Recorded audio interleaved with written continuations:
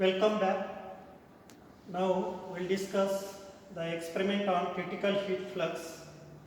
The critical heat flux is the heat flux uh, that is maximum at a particular temperature difference, and this critical heat flux parameter is important in design of thermal equipment like boiler and heat exchangers, and that gives idea about uh, the operating point at which heat transfer is maximum in the thermal equipment without failure of the thermal equipment.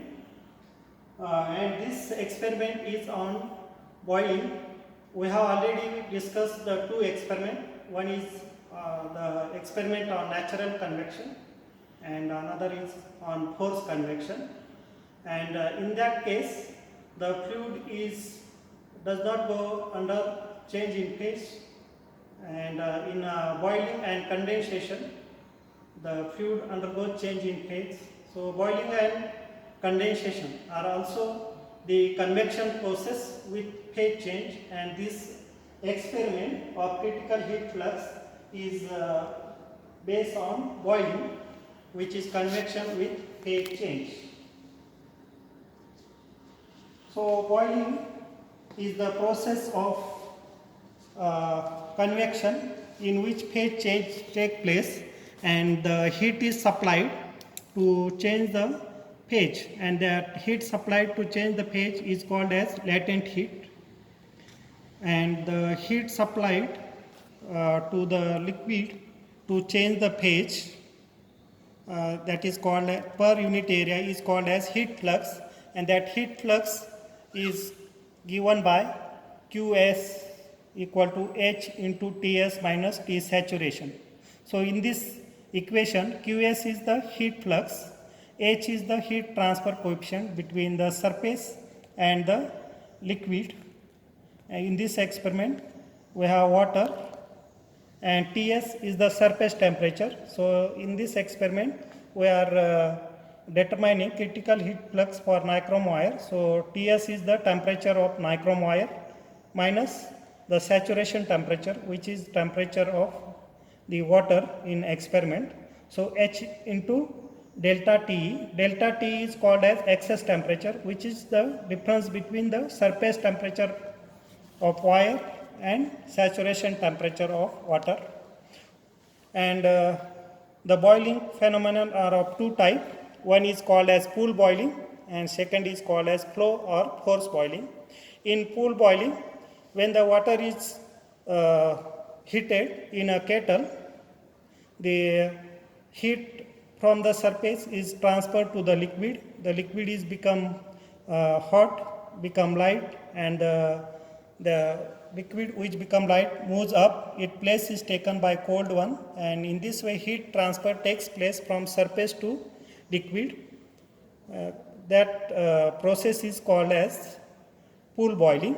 And in flow boiling, the fluid or liquid is flowing through pipe, hot pipe, and heat is transferred from pipe to liquid or from liquid to pipe. But flow is due to the pump in the pipe. The example of flow boiling is a once-through boiler in which the water enter at one end of the tube, and when water is flowing through tube, it flows through convective heater, then radiative heater, then superheater, and finally we are getting the superheated steam. And once through boiler, so is example of flow boiling.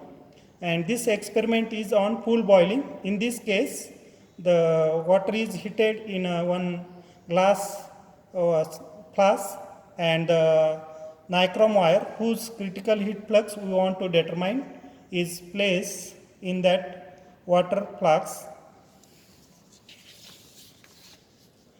Now pool boiling are of two types. One is subpool or local boiling. In this case, the water near the surface boils and the liquid above the surface is cool, and its temperature is less than saturation temperature, means the liquid temperature or water temperature is less than the saturation temperature in subcooled or local boiling, but the water boils on the surface. Another pool boiling type is bulk boiling or saturated boiling. In this case, the liquid temperature is higher than the saturation temperature, and the bubbles form, travels throughout the liquid and appears on the surface. This boiling process depends upon the nature of the surface. Then it also depends upon thermophysical properties of the fluid and vapor bubbles. Our experiment involved, the aim of our experiment is to determine critical heat flux as well as to study the different phases occurring on the wire surface in a pool boiling. So this is the typical graph for the platinum wire given in R.C. Sachdeva book, and in this case the critical heat flux reported is 1 megawatt per meter square, and this is the curve typically for platinum wire, and this curve shows the different regions of pool boiling, and in this curve on x-axis, we have excess temperature, which is delta T, which is wire temperature minus saturation temperature of liquid, and on y-axis we have heat flux in watt per meter square, and we have the typical variation of heat flux with increasing temperature difference is like this, and this variation is divided into different regimes.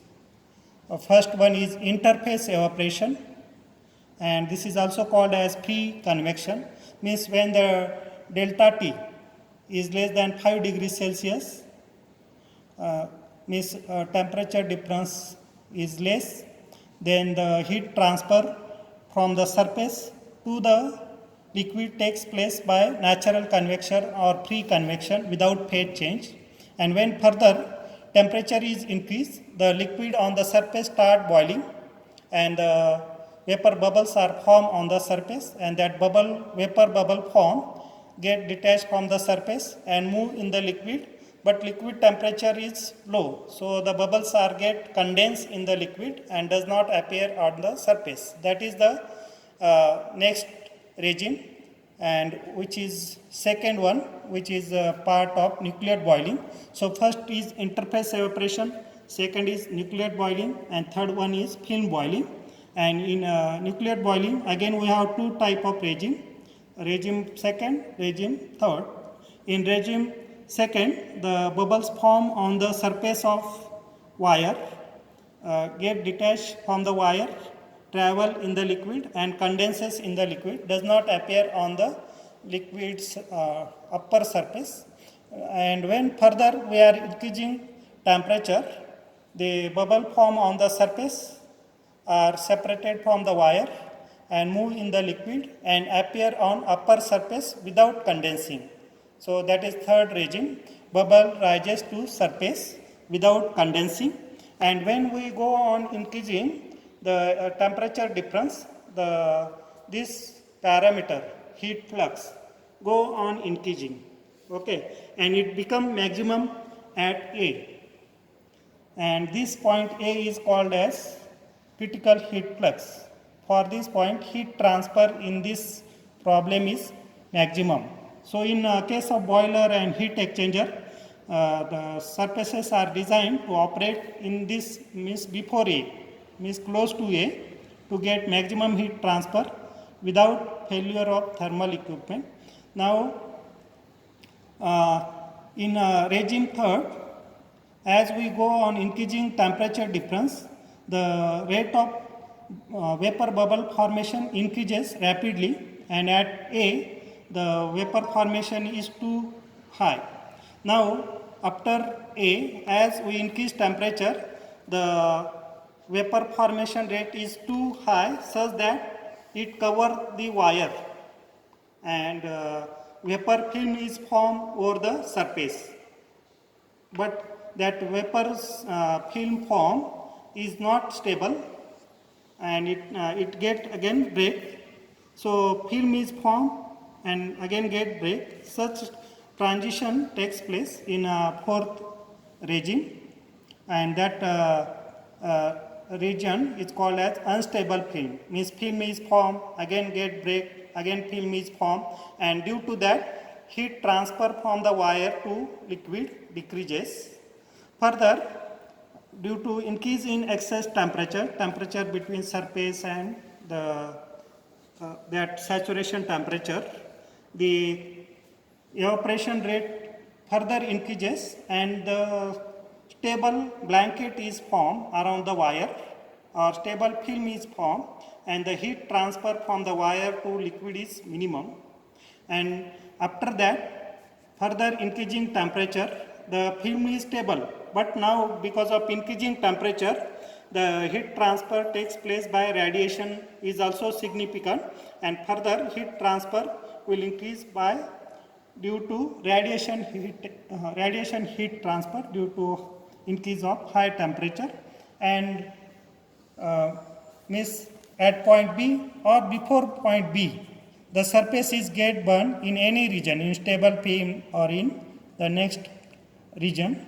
Means the safe maximum heat transfer occur in that case is point A. So point A is called as critical heat flux, means maximum heat transfer takes place at this point. That's why the thermal equipments like boiler and heat exchanger are designed to operate near A and not beyond A to avoid the damage of thermal equipment.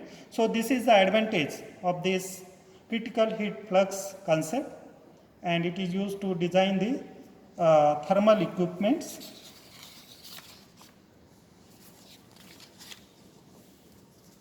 Now different regimes of pool boiling. Now we will discuss the apparatus of critical heat flux experiment. So this is the glass flask filled with water. This water is heated by this immersion type of heater having nichrome element, and between these two electrodes, the nichrome wire is fixed, which we are burning in this experiment, and we are determining critical heat flux of this nichrome wire. And this is control panel. We have here is switch for heater. So first we are fitting the nichrome wire between the two electrodes, and this immersion heater is there, and we are filling water such that both are properly immersed and there is sufficient water level above the nichrome wire.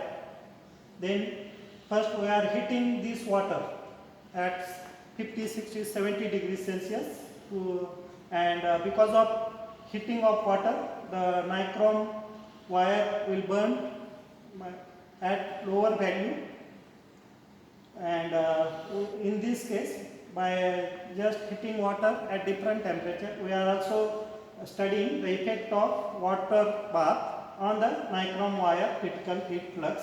So in this control panel we have a heater switch.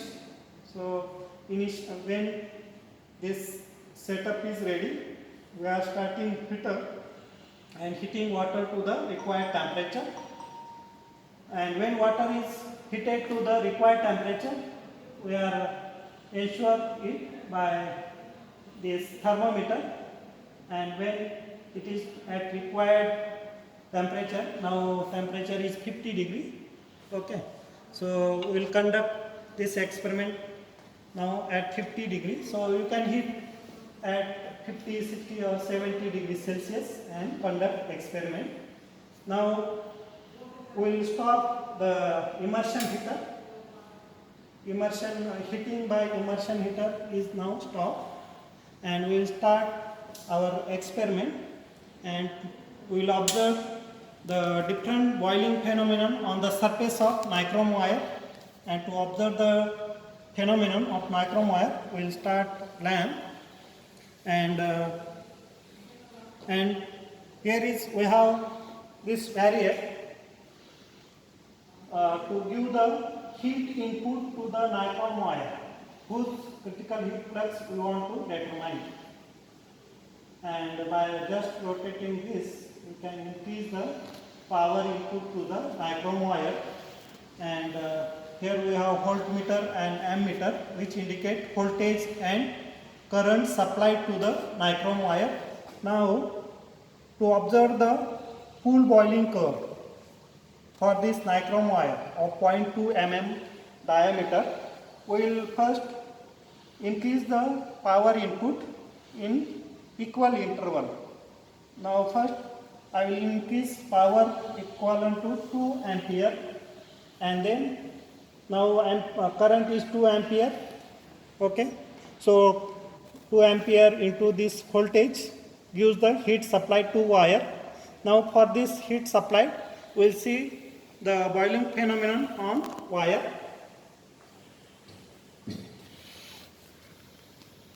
Now you can see that the bubbles form on the wire are with a very slow speed, and see very few bubbles are get separated from the wire and move in the liquid.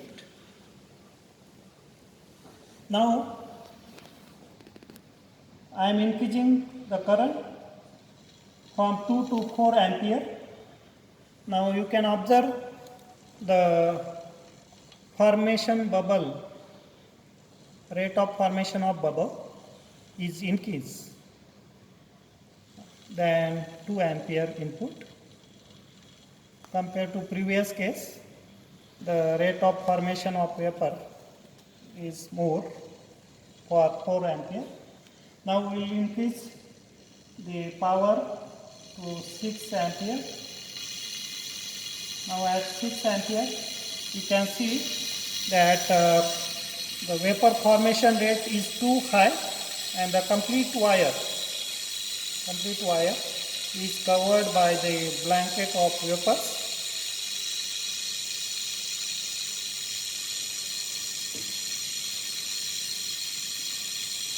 So with increasing heat flux to the nichrome wire, which increases the temperature of the wire surface, means increasing excess temperature. With increase in excess temperature, the boiling vapor formation rate increases, and we have already discussed the different phase, that nucleate boiling.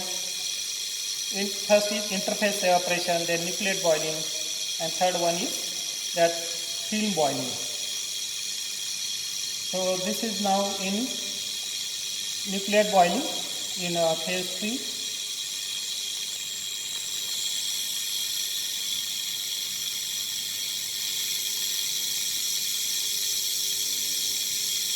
Now the power is increased to 8 ampere, equivalent to 8 ampere, and now heat supplied is 8 ampere into the 30 volt. So 30 into 8, 240 watt. 240 watt is the heat supplied to this wire now, and for 240 watt heat supplied, see the boiling phenomenon on the wire. And what is heat flux supplied now to the wire? The heat flux supplied is what? Heat transfer upon area. Okay. And heat transfer is supplied is current, that is 8 ampere into voltage 30 ampere, which is 240 watt. 240 watt is applied to complete wire. So the heat transfer upon area is heat flux. Okay. So 240 watt, V into I, 240 watt upon the surface area of wire, which is pi d into L. So heat transfer takes place from the curved surface of wire. So heat transfer surface is what? Pi d into L. Okay. So heat flux in this case is V into I upon pi d L. At this instant, the V is 30, I is 8, then upon pi d, d is 0.2, micron wire diameter is 0.2 mm, and length between the two electrodes is 100 mm, that is 100 mm means 0.1 meter. Further, after this power, the wire will get burned at any instant, so we will increase the power by small magnitude.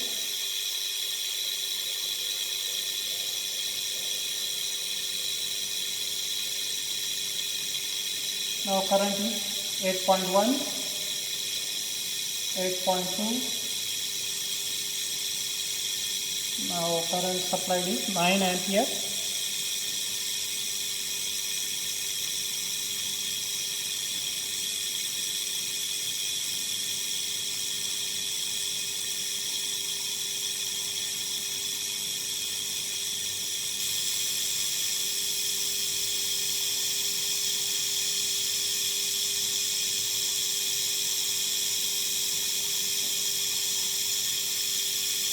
Now see the boiling phenomenon on the wire surface.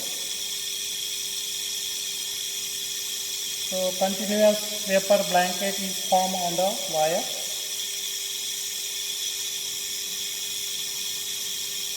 And because of this also water is get slightly heated in water of the bath.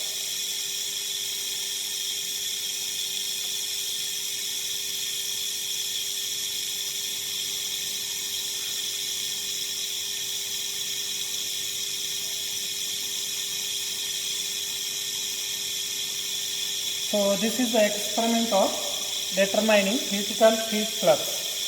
Okay. Suppose the wire is burned at 9 ampere and at 40 volt, then the heat supplied is 40 into 9.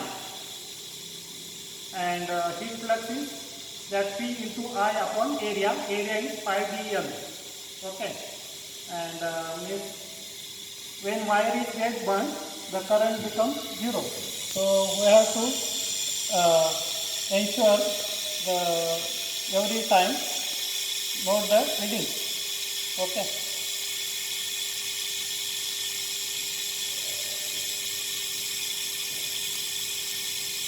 So this experiment is used to determine critical heat flux of nichrome wire, and also the other objective is to study. Now the nichrome wire is burned at 9.5 ampere and 40 volt. So what are the observation in this experiment? The voltage and the current at which the wire is burned, and the sample taken, that length is fixed 100 mm and diameter of wire is 0.2 mm. So heat supply to wire at burning point is 9.5 ampere into 40 volt upon that surface area gives the heat flux. Now this is the experiment value of heat flux. So we have another. So critical heat flux for nichrome wire is given by V into I upon area. V is 9.5, current is 40 ampere, and not V is 40, current is 9.5, and the area is surface area of wire pi dl. D is 0.2 mm, L is 100 mm, and this value which we will get is the practical critical heat flux for the nichrome wire, and But theoretically also we can determine the critical heat flux by Joubert equation or correlation, which is given by this correlation. And in this correlation we have HFG is the latent heat of water, rho V is density of vapor, sigma is that is surface tension between liquid and vapor, G is acceleration, then rho L, rho V are density of liquid and vapor respectively.